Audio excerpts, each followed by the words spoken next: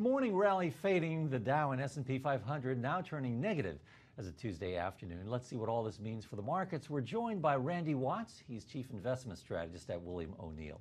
Welcome back, Randy.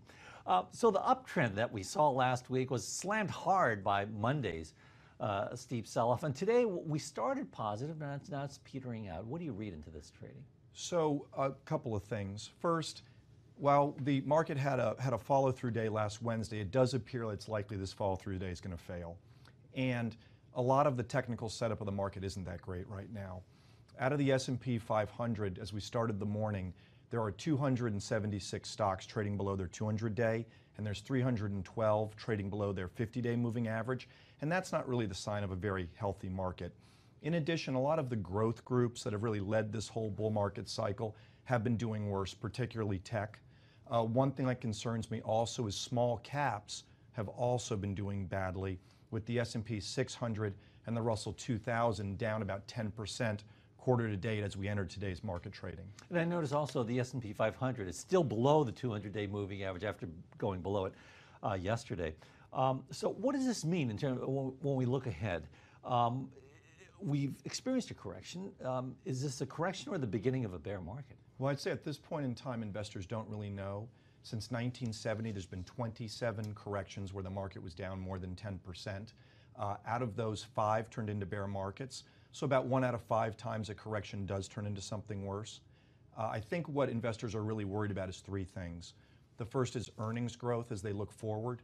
While this earnings season was very good for the third quarter, if you look at S&P 500 earnings for the third quarter, they're up about 27%. But the forward guidance wasn't that good.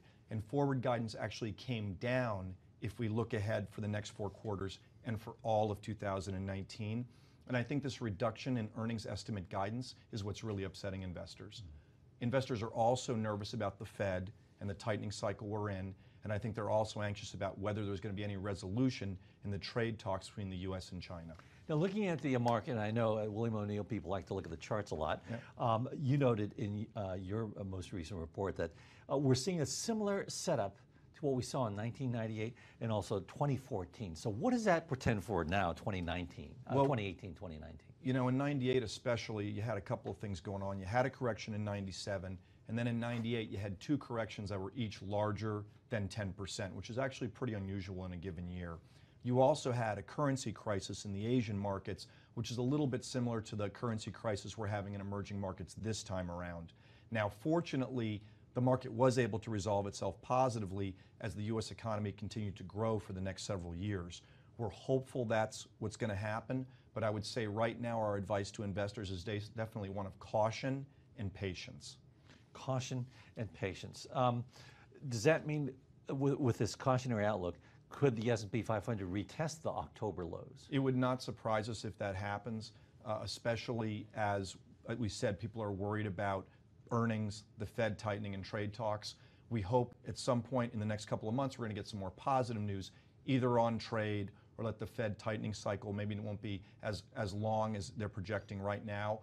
Though really the next earnings event we get is not going to be till the middle of February when we get the release of fourth quarter earnings. And lastly, Randy, you noted the 3 risks to the market that Sure. concern you and investors. We just cleared the midterms, which is considered one of the big ones that people are watching. So what does that mean in terms of now that we cleared the midterms, the outlook, the possibility that stocks will rise as they tend to do in the backdrop of these 3 risks? Yes, normally actually this is a good seasonal setup. If you go back and look at history since really the 1900s, after the midterms, the quarter with the midterms in, which is Q4 the midterm year, and then the first and second quarter of the following year, the market on average rises about 14%.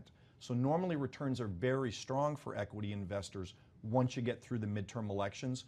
We hope that's going to happen, but so far the market hasn't been following that script.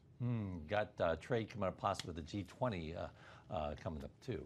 Yes, you have that on November 30th, and I think investors are hopeful there's going to be some discussion between U.S. and Chinese officials that's going to lead to some kind of a trade deal before the end of this calendar year. Okay, we'll be watching. Thanks a lot for joining us with your thoughts. As always, Randy. Our thanks to Randy Watts, Chief Investment Officer at William O'Neill and Company. I'm Fred Katayama, and this is Reuters.